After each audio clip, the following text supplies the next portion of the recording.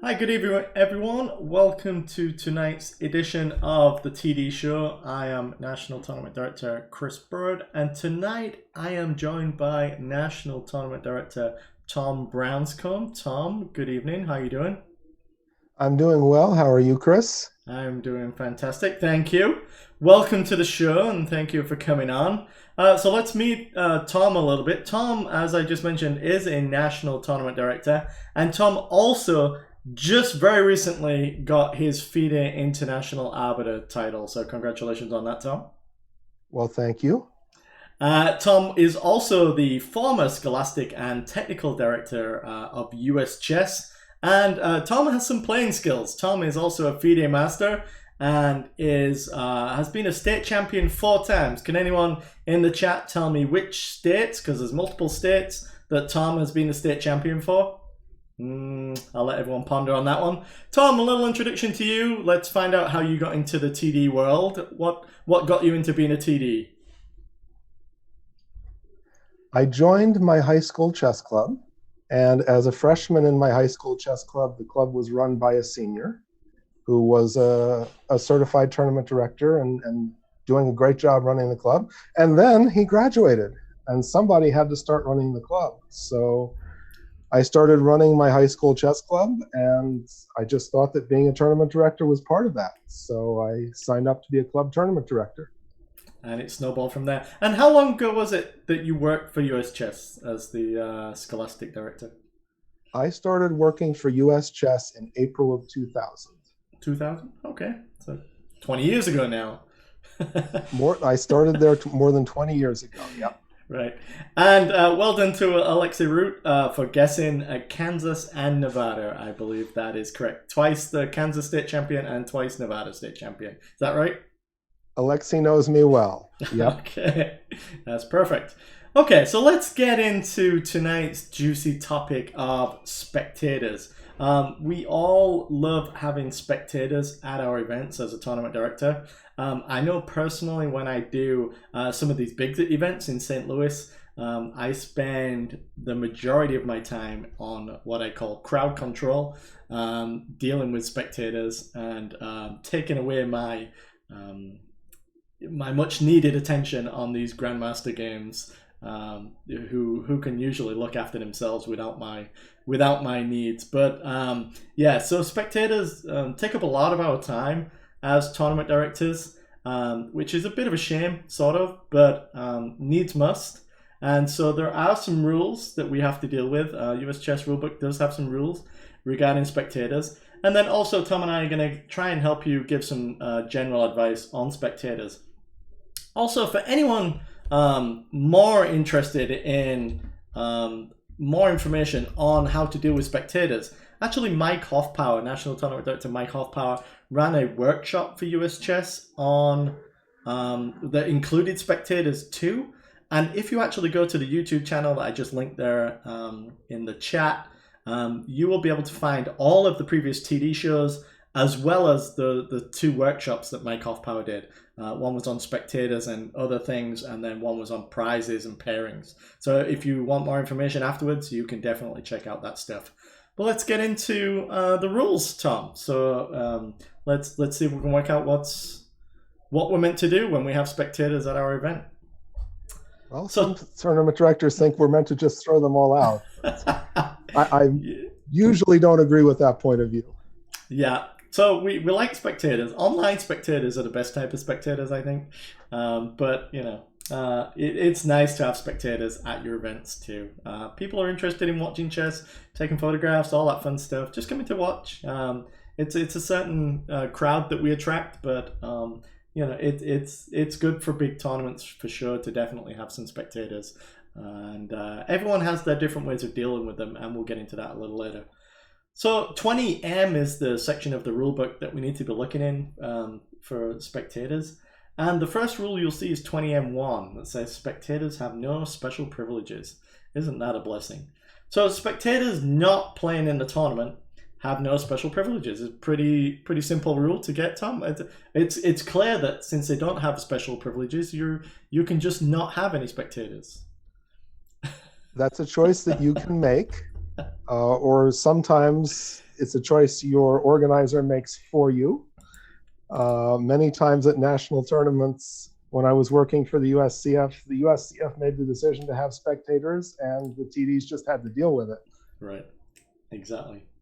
So 20M1 continues. For instance, if a player complains that a particular spectator's presence near his or her game is disturbing, rather than investigate the complaint to determine its validity, it may be correct for the director to simply require the spectator to move away from that game. That seems pretty simple.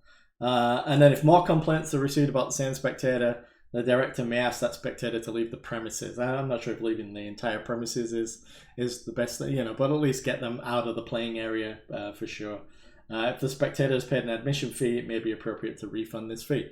I don't know, does anyone charge for spectator fees? I know at St. Louis Chess Club, they definitely do charge a spectator fee, but you get a lot more than just watching the games out of that spectator fee. So, yeah, but if you're not directing a world championship or a US championship or something like that, you're probably not going to have to deal with spectators who've paid spectator fees. Right. So anyway, so if a spectator is bugging a player and a player makes a complaint, you can deal with that. The simplest option is to just move the player on or move the spectator on from watching that game and just politely ask them to go watch some other games or something, or not continuously stand and watch that game. And then if they continuously bug that same player at some stage, it's best to just get rid of that spectator. Saves all your problems, and since they have no special privileges, you can easily do that.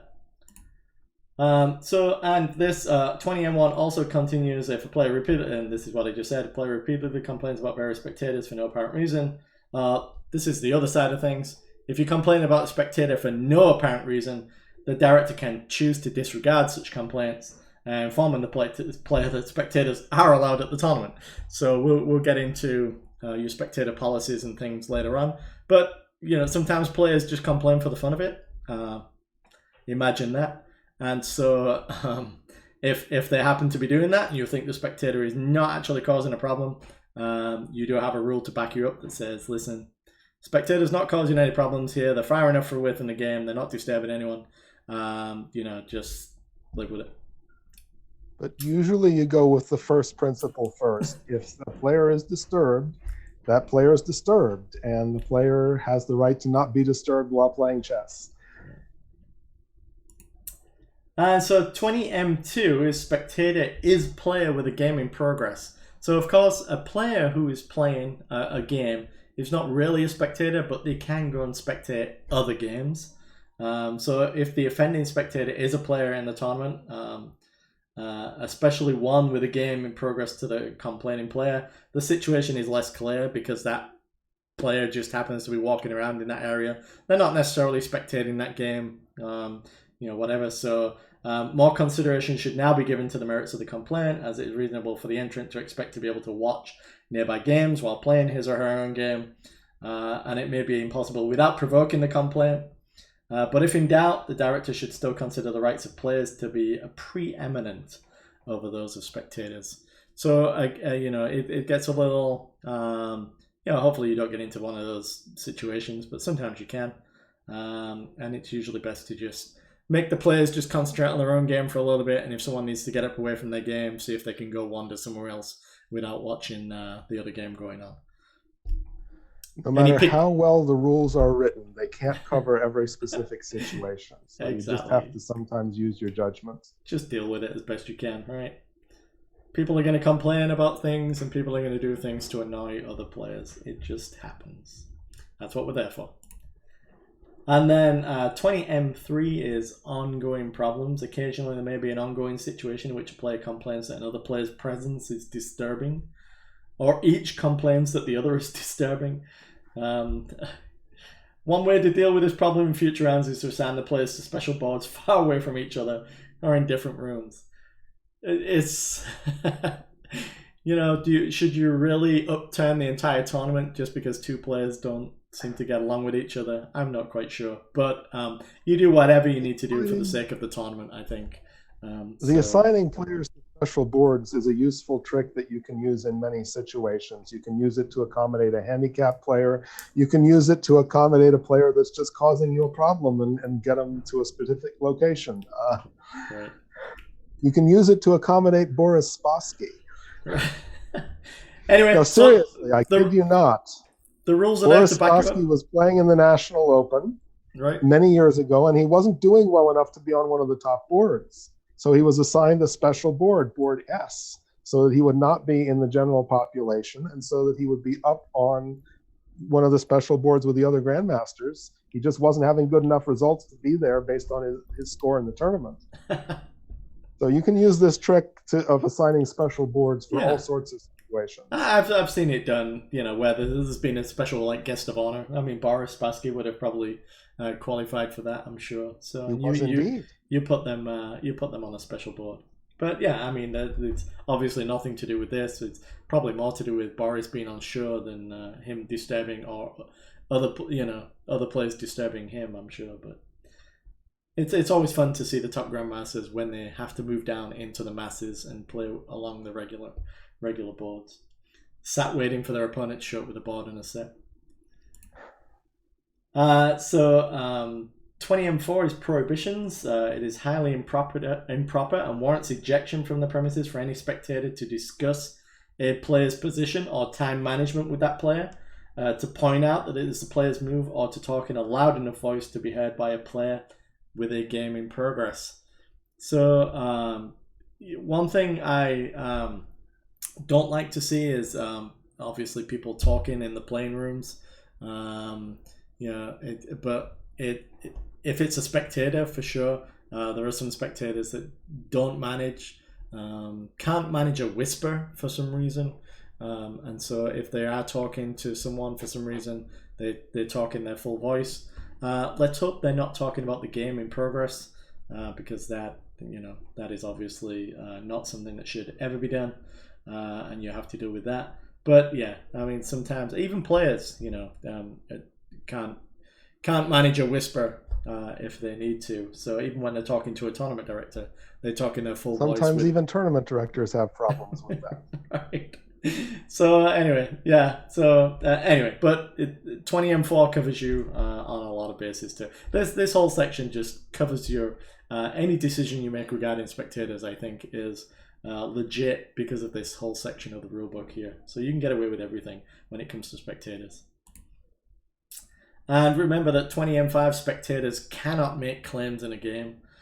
So spectators, including parents and coaches, because they're spectators, may point out irregularities to the director in a manner neither heard nor noticed by the players. So it's okay if they do that. So if there is a problem, they can bring it to your attention as a tournament director.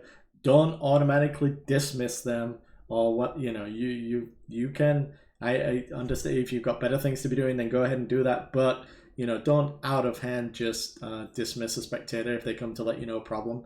You can listen to them and be friendly about it. And then if you have to, you go deal with the problem. Or if you don't feel it's worth dealing with, then don't deal with it. But for the most part, spectators, if they're trying to bring something to your attention, hopefully you're just trying to help. Are they trying to help one particular person? Sometimes, and you've got to make that judgment as to whether that's happening. But remember, they have no right to make claims of any kind on behalf of players.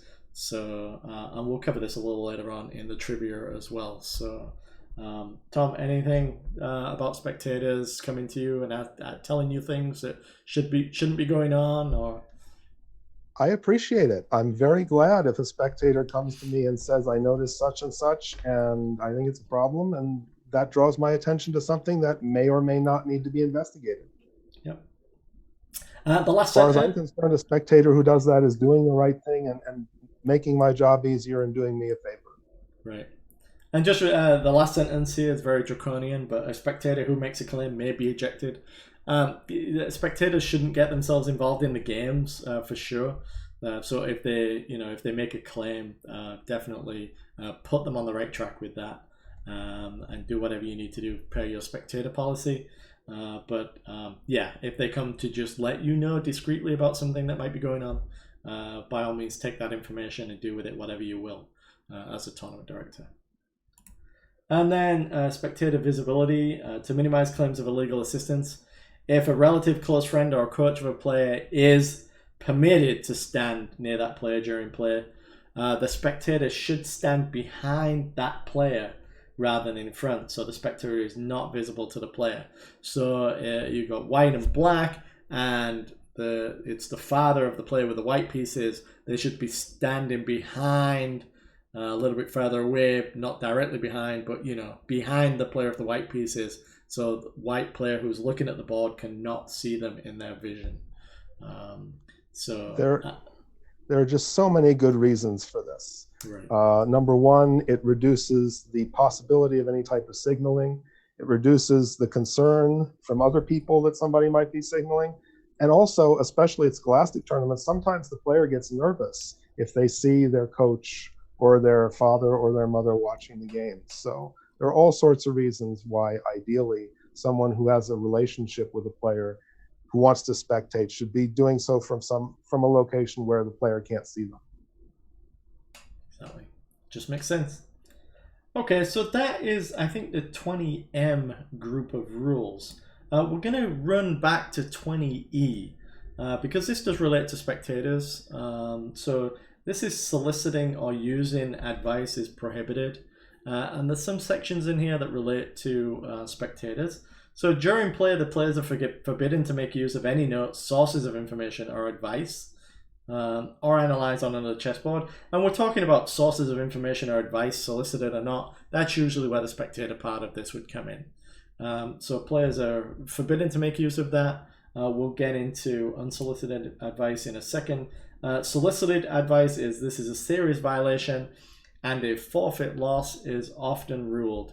So if someone's asking for help in a game and they get solicited advice, that's a big no-no, and usually results in that person losing that game, as it should. And then 20E2 is unsolicited advice. This gets a little more questionable because if they're not asking for the advice but someone gives it, how can you punish them appropriately? So it gets a little messy. So ruling on unsolicited advice can be difficult. The giver deserves a penalty. So if it's a spectator, but definitely you can penalize them by getting them out of the playing area. Or if it's a player with a game in progress, you can penalize them in their game. However you feel you want to penalize that. But what of the recipient who's getting the unsolicited advice? It's a big question. Director's task is to prevent a player from benefiting from advice, but also not unduly penalize the player for another's offense. There is sometimes no good solution to this problem. And I agree with that. Sometimes there isn't a good solution to this problem. I don't often get many cases of unsolicited advice. I've been doing this for years now. And I think I can count on one hand the amount of times I've had something that ran into a problem like this. What about you, Tom? It shouldn't happen very often. But in scholastic tournaments, especially, in open tournaments, normally the spectators know enough about chess and know what they should and shouldn't be doing. Sometimes at those scholastic tournaments, the parents just don't know enough about chess to understand what's proper behavior and what's not proper behavior. Right. So what I'm going to do quickly here is show you the US Chess Rulebook if you want. So this is where we're at. 20E2 is unsolicited advice. And then you'll see A, B, C, D. There are a lot of examples of possible rulings here.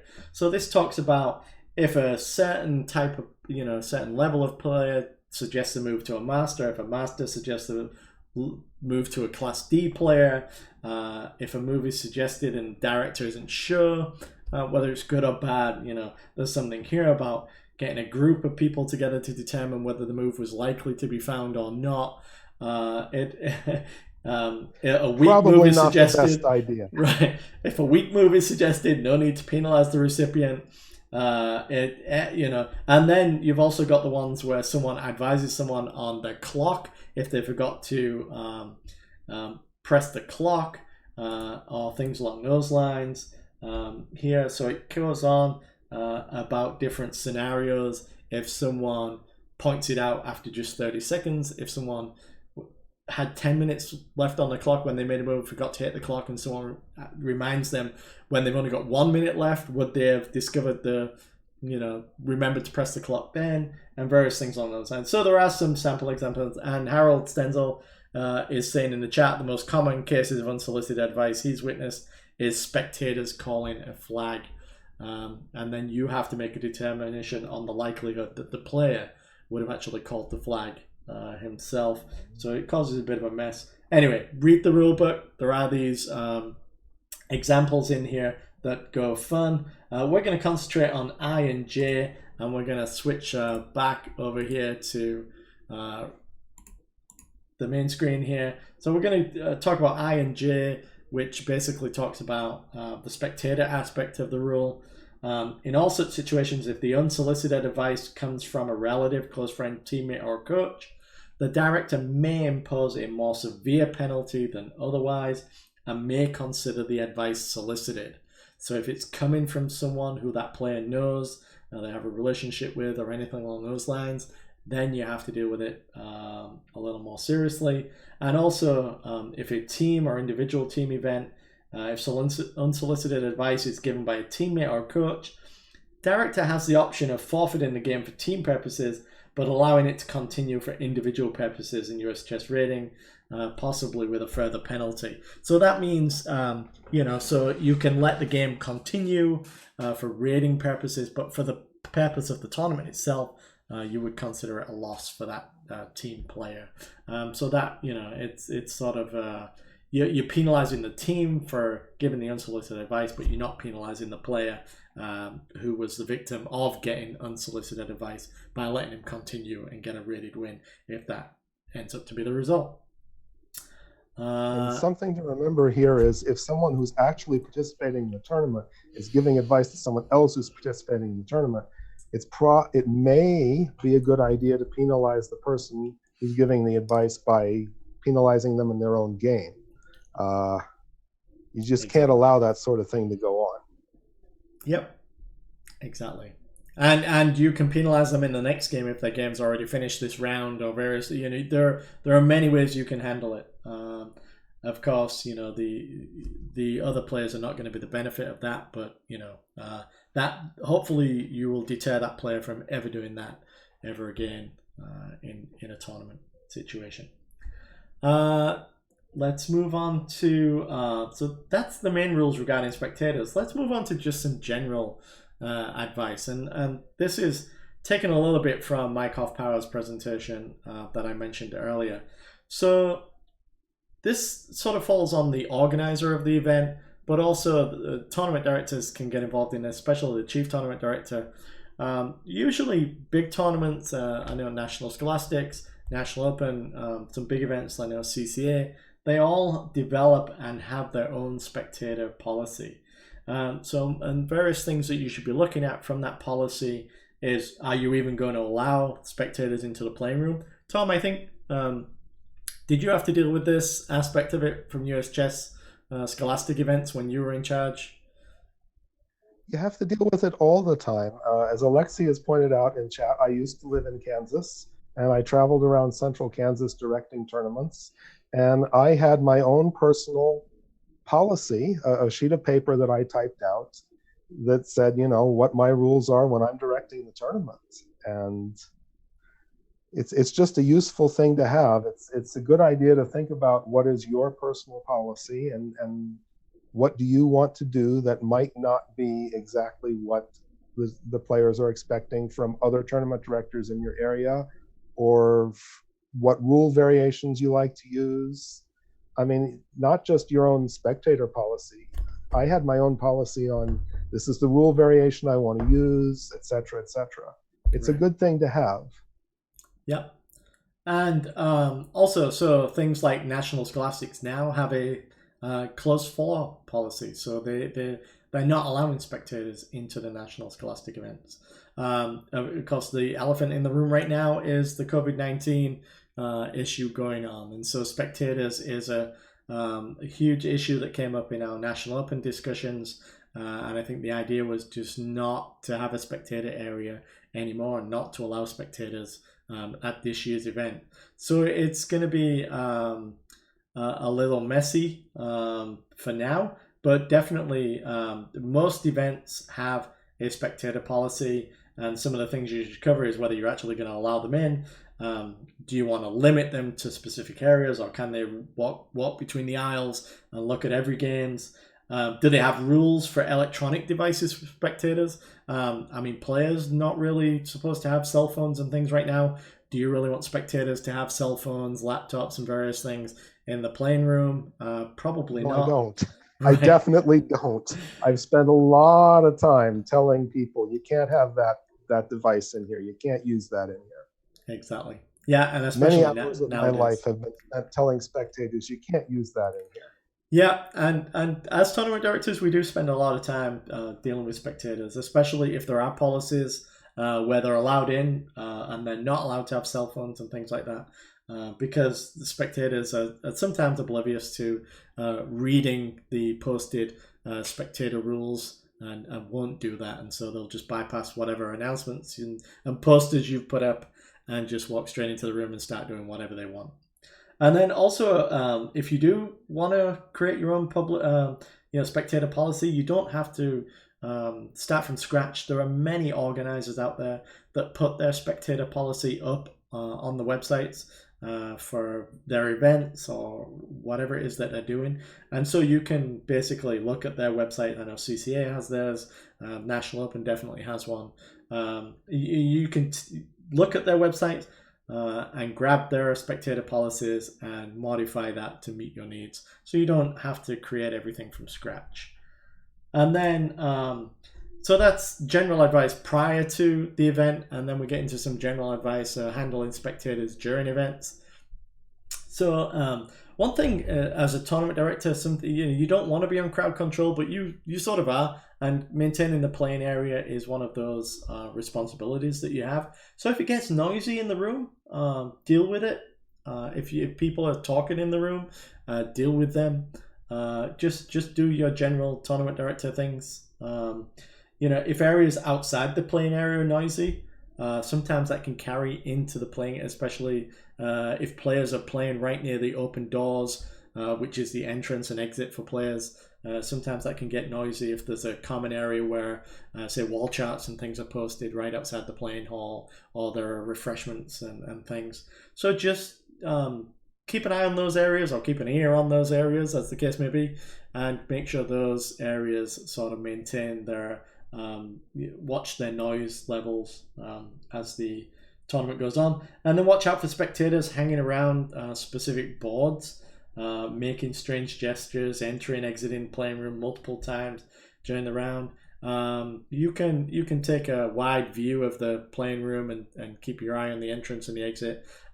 Good tournament directors, I think, are aware of most of the things going on in the playing room. I don't believe in this getting sat at the back of the room, pulling out a good book and just sitting there and waiting for someone to come to you with a complaint. I'm more of an active tournament director. I will walk around the room more often.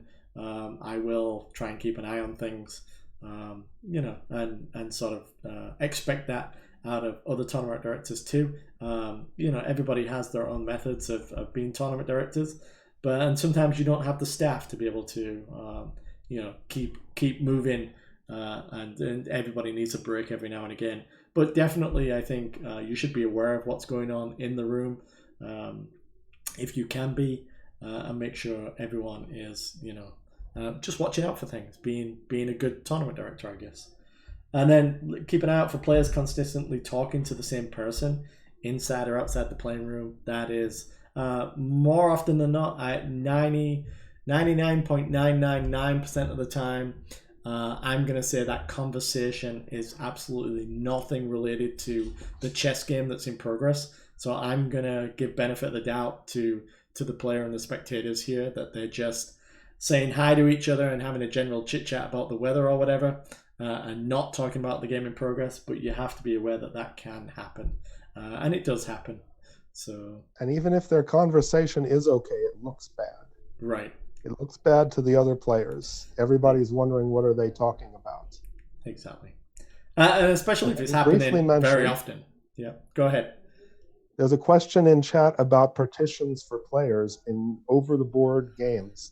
I think we're going to see that. I know that in this planning discussions for the National Open, which has been rescheduled for September, we are asking the hotel to provide plastic partitions between the games. So we might be seeing plastic partitions between games in over-the-board tournaments. Sure. All right. And I think that covers it for anything else you'd like to bring up with to do with Spectators, Tom, before we get into what everyone is really here for, which is the trivia portion of the show. All right. There is something I want to bring up. Everyone should be aware of what happened at the 2010 Olympiad with the French chess team. If you don't know that story, look it up.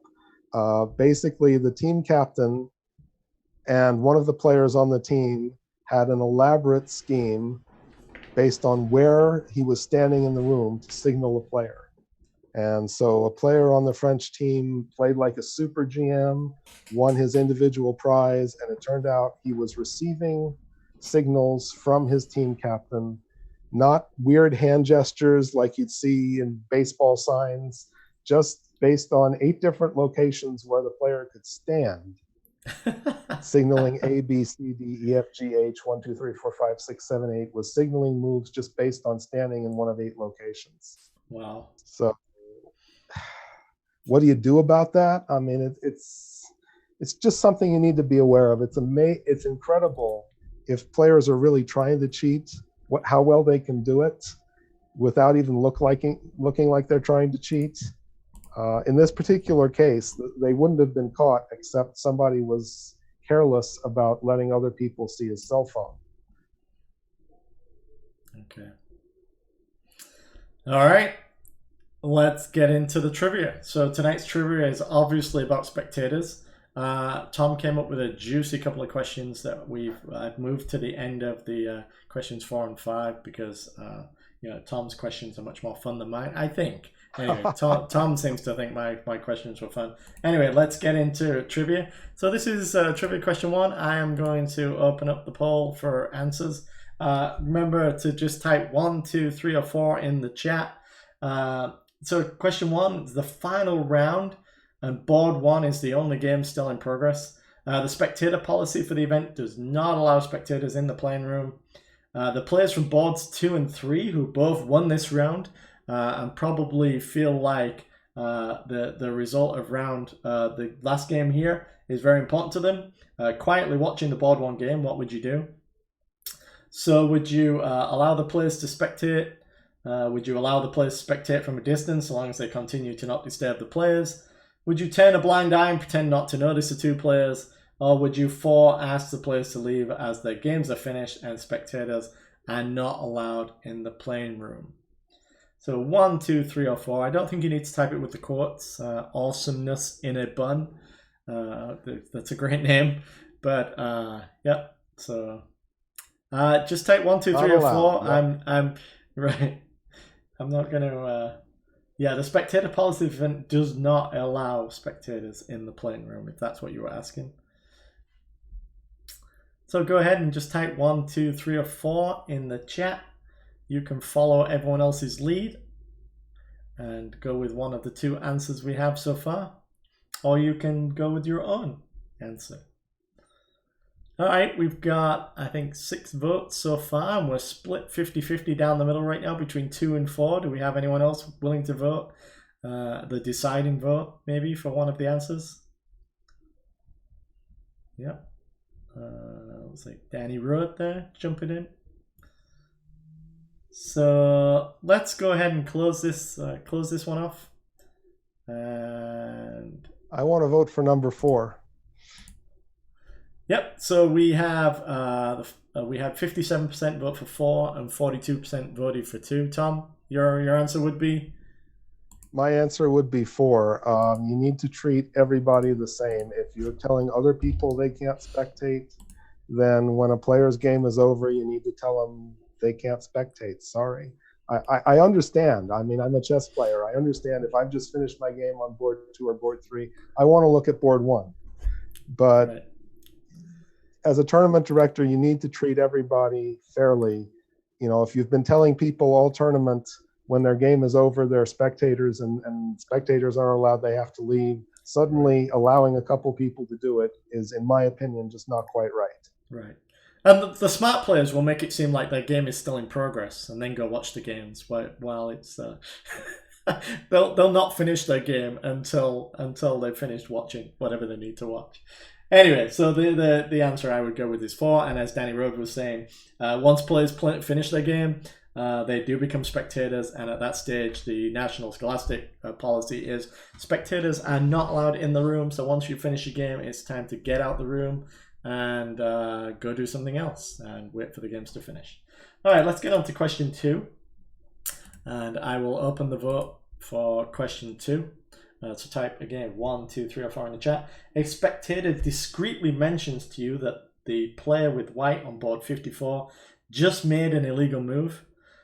You are not using variation 11H1 for illegal moves. So variation 11H1 is the one that says you don't correct any illegal moves. So what would you do? So someone would you 1, thank the spectator and head on over to board 54? Would you 2, thank the spectator but tell them you need a player to make a claim to be able to deal with it? Would you 3, inform the spectator they should not be telling you such things and warn them against doing it again in the future? Or would you 4, inform the spectator they should not be telling you such things and ask them to leave the playing room? So 1, 2, 3, or 4?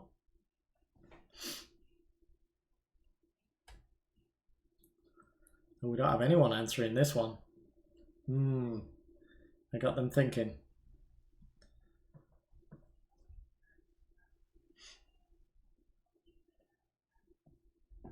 And we have one brave soul who's placed a vote for answer number 3. And we've got 3 different answers now. 3 votes and 3 different answers, Tom. I'm surprised. When I saw this question that Chris wrote, I thought the answer was clear and obvious. Apparently there's some disagreement here. Well, hey, we're all here to learn, Tom. That's the thing. So if you're going to get it wrong during the TD show trivia, because that's the place that, rather than during a tournament, because we're all here to learn, right? It does sort of show how much attention was being paid to when I was talking about through the rules, though. And I think people just drown that out and just wait for the trivia, Tom. I think people deliberately don't tune in until half an hour into the show just so they can come for the trivia. All right, do we have any more votes? We've had 5 people vote so far. And we've got 2 answers tied at the top right now. Does anyone want to be a deciding answer for one of those votes? Closing it off in 5, 4, 3, 2, 1. All right, let's close it off. So, Tom, we had 2 people say 1. We had 2 people say 3. And we had 1 person say 2. What would you say is your answer to this one? Number 1, every single time, if something might be wrong anywhere in the tournament room, I want to know about it. And the only person the spectator should be telling these things to is the tournament director. If a spectator thinks something is wrong, I want that spectator coming to me and telling me maybe there's something wrong. And maybe the spectator is totally wrong, fine, I'll figure it out.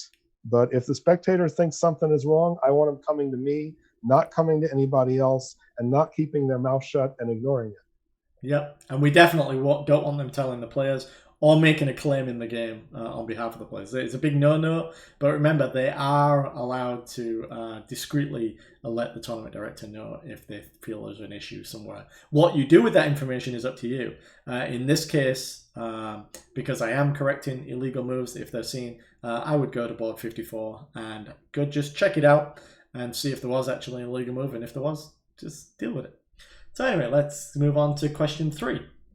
Open the voting here. 1, 2, 3, and 4 again. So you notice a player frequently getting up and talking to a spectator outside the playing room in a common area where coffee is available for the event. What would you do? So you've just noticed this player continuously speaking to the same spectator. Would you 1, nothing until you receive a claim from the opponent? Would you 2, get a coffee and see if you can hear what they are talking about before making any decision? Would you 3, inform the player and spectator that they should not be talking to each other while the player has a game in progress? Or would you 4, inform the spectator that they should not be talking to players with games in progress and ask the spectator to leave the area where players can be? So 1, 2, 3, or 4. How would you handle this situation? Let's see what everyone says. I know how I have handled it. I've had this situation many times.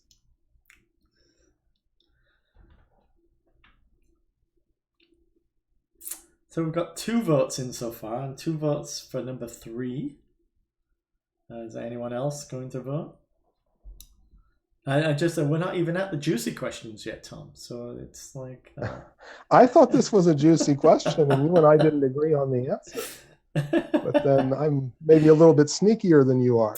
Maybe. Yep, always good to give a justification for your answer. Get bonus points for. Or you may get half partial credit, even if you're wrong. If you explain your answer. It's like the TD twist. Talking about the TD quizzes, the actual TD certification upgrade tests. I looked through earlier the club, local, and senior tournament director tests, and there is not one single question on any of those tests relating to spectator issues. Not one. The tests need to be updated, which is something the TDC has been talking about. And so if you're watching this show, you only need to do it if you're going for ANTD or NTD. But otherwise, you can just ignore this whole set of rules. All right, so we only have 3 votes for answers to this one. So come on, folks. 1, 2, 3, or 4. Get your vote in. I'm going to close it off in a few seconds here so we can discuss the answers. Our preferred answers, and get on with the rest of the trivia. We've got a couple of difficult questions coming up. So any votes? Any more votes? 1, 2, 3, or 4. Going once. Going twice. All right, I'm going to close this off. We had 3 votes, and everybody voted for answer number 3. Tom, how would you handle this? Okay, I'm going to keep doing number 2 though.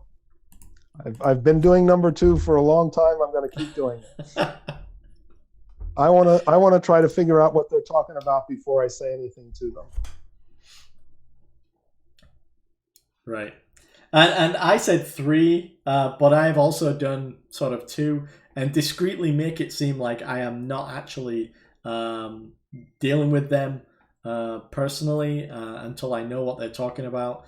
But, I would go and grab a coffee or a drink or water or whatever, or go check the wall charts or something in that general area and see if I can overhear what they're saying. But it does, invariably, I always end up at number 3, which is just informing them that really, hey, you're speaking to each other way too frequently. It just looks very suspicious. Let's stop this behavior now, folks. It shows them that you're paying attention as a tournament director too. And so, the more you can nip that sort of thing in the bud and stop it from happening, I think the better for the tournament itself. But yeah, I mean, I'm not disagreeing with number 3. I just want to do number 2 first. Right. Plus, you get a coffee out of it. So, but yes.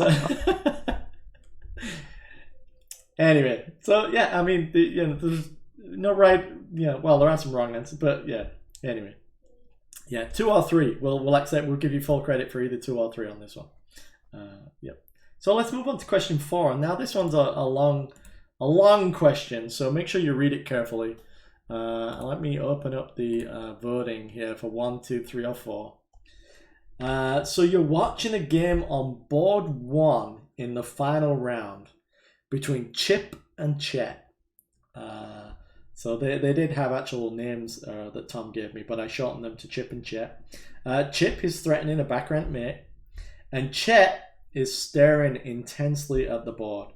A spectator, who you do not recognize, and I believe is not sort of related to either of the players, whispers, Make left. Chet glances at the spectator and then continues to stare intensely at the board without making a move. Chip says nothing, and you suspect that Chip did not actually hear the spectator whisper anything. What do you do? So you've got Chip and Chet. Chip's threatening a back rank mate. Chet is looking at his board. Someone whispers, "Make left." Chet seems to hear it, but continues thinking. You don't think Chip actually heard what's saying. And so what do you do about it? Remember, this is board 1 in the final round. Do you do 1, nothing, because Chip has not made a claim? 2, inform the spectator that talking about a game in progress is against the rules. Ask the spectator to leave and take no further action. Do you 3, inform the spectator that talking about a game in progress is against the rules and ask the spectator to leave and then add 2 minutes to Chip's clock? Or do you 4, inform the spectator that talking about the game in progress is against the rules, ask the spectator to leave and rule that Chip wins the game? So it basically comes down to nothing because Chip doesn't make a claim, get rid of the spectator and take no further action, add 2 minutes to Chip's clock, or rule that Chip wins the game. So vote now, 1, 2, 3, or 4.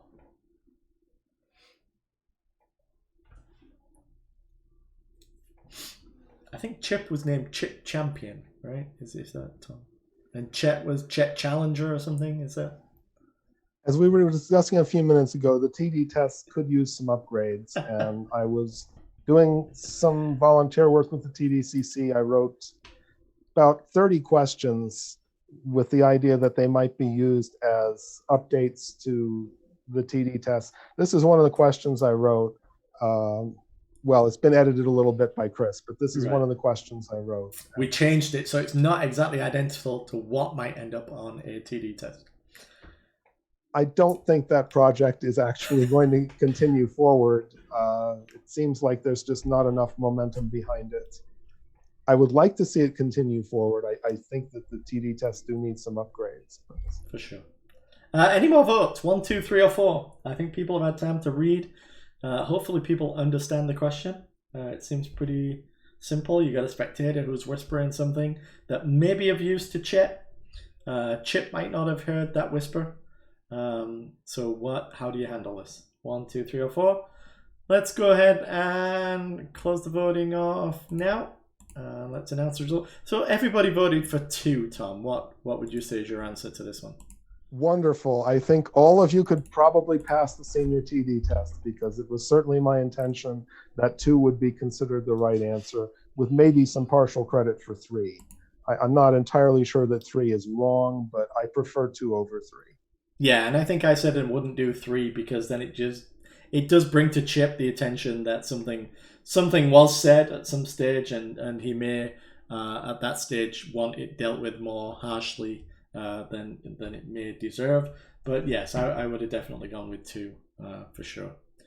So let's see. I agree with Harold. Part of the reason I wrote this question as board 1 final round, so that everyone would understand, these people got to board 1 in the final round by not missing back rank mates. Exactly. So probably unsolicited advice to make luft is probably not actually going to help them any. Exactly.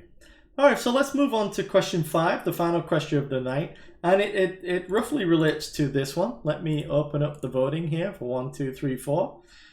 So you're now watching the game on board 1, but this is round 1, board 1, between Chip again, and he's now playing Nancy. Chip happens to be rated 1,000 points higher than Nancy. And Chip is once again doing his thing, threatening a back rank mate. Nancy appears very nervous, frequently glancing at her father, who is watching the game. And now Nancy's father whispers, "Make left." Nancy looks directly at her father and then moves her H-pawn from H7 to H6. But Chip says nothing, and you suspect again that Chip seems to be deaf or very can concentrate on the games very much, and once again did not hear the whisper. What do you do? So would you 1, nothing, because Chip again has not made a claim. 2, inform Nancy's father that talking about the game in progress is against the rules. Ask him to leave and again take no further action. 3, inform Nancy's father that talking about the game in progress is against the rules. Ask him to leave and add 2 minutes to Chip's clock. Or 4, inform Nancy's father that talking about the game is against the rules and ask him to leave and rule that Chip wins the game. 1, 2, 3, or 4. I think this may go directly against Harold's statement from the last thing that says players on board 1 usually see back rank mates. Remember, in round 1, the player on board 1 could be significantly lower rated than the highest seed in the event. Well, we said that Nancy is rated 1,000 points below Chip. I didn't say exactly what Nancy is rated. Can't be all that high if she's 1,000 points below Chip, whatever Chip is rated. Chip is the champion of back rank mates and is able to concentrate no matter what is going on in the playing room. What a star. Chip is wearing headphones. We're going to forfeit him for I find using that when an I'm playing electronic device. Chess, I'm really focused and I don't know what else is going on when I'm playing well. It doesn't happen to me very often. I try to be that way. When I can really be focused and not hear what else is going on, man, I can play like an international master and beat those guys. Tom, any advice for for tournament directors coming across this sort of situation who may not be of level of a player as you? So like lower rated TDs, like much lower rated tournament directors, who might not be able to judge whether the advice given is related to anything significant on the board? General piece of advice: if you're working in a tournament with other tournament directors, you can always go ask another tournament director's opinion. If you feel like you're not high rated enough to deal with something for some reason, and there's a higher rated tournament director in the room, it's perfectly okay to go ask the other tournament director. If you're ever uncertain about anything, I mean, the last time I worked at Nationals, I was unsure about something, and I went over to the section chief at the next section, who happened to be Steve Emmett, who is quite possibly the most knowledgeable and detail-oriented tournament director in the universe. And he clarified it for me. So you can always, if you're working with other tournament directors, you can always ask the opinion of other tournament directors. Yep. Okay, so we've had 3 votes. Not many people voting tonight. Come on, folks, don't be shy. And we've had a vote for 4 and a vote for 3. And we had a vote for 2, but someone's crossed out that answer and wants to go with 3 now. So just go ahead and vote. I promise I won't come search you out and try to punish you if I think your answer is wrong. Oh, I'm actually that may be Danny Road. I'm going through all the results of all the TDs that are voted in every single show and making a log of that so I can bring that up at some stage. No. Okay, so let's go ahead and close the voting off for this one and announce the results. It is going to show a vote for number 2 because it has to accept your first answer. That's the way the voting system works. But Tom, what would you say your answer to this one is? My answer to this one is number 4. And to me, one of the most important things is it's Nancy's father who's doing this. Even if Nancy didn't want Dad to say something, if your dad's there and your dad's giving you advice, you're both doing something wrong, as far as I'm concerned. And yeah. I feel like number 4 is necessary. Yeah, so remember, the rule was, we saw a little earlier about unsolicited advice. If it's someone who's related to the player, you can definitely consider that solicited. And in this case, with Nancy sort of looking at her father and various, it's all a little bit too suspicious. So yeah, number 4, you'd be very much within your rights to call this game over at this stage. Nancy has just utilized the advice that her father gave, whether Chip heard it or not. She did obviously H7, H6. I think would be considered making luft for the king, assuming that she was black. And yeah, so number 4 seems pretty much the way to go with this one. Don't be afraid to ever forfeit someone if they've broken a serious enough rule. I think a lot of tournament directors seem to be right. So, but you get a situation like this that might be in your little local club event where you know everybody and everyone's sort of friends, and you might not be willing to deal with it as harshly. But yeah, I mean, you have to, as a tournament director, you sort of do have to make the tough decisions every now and again. That's it. That was our trivia for this evening. Tom, anything else you would like to add on Spectators for anyone tuning in? Well, I would like to thank you for inviting me to join you today. I'd like to thank everyone who stayed with us till the end. Hope you found something useful here today. Yeah, I hope everyone did too. Usually most people do, so it's very good. And thank you, Tom, for joining us tonight and covering, I think, what is a touchy topic and one that is not necessarily always at the forefront of a tournament director's mind, although we do deal with spectators a lot. So again, congratulations on the IA title. Hopefully you get to put that to use at some stage soon-ish. And good luck with everything else that you are doing chess-wise and otherwise too. And thank you everyone for tuning in tonight. Remember, you will be able to catch the recording of this on the US Chess YouTube channel. Tom, have a good evening. Yes, the word is Luft. Luft. Luft, right. Which is a German word meaning air. Make Luft. Yes, must be the accent. Thank you very much, folks. Have a good evening. Take care, and we'll see you all next week. Goodbye.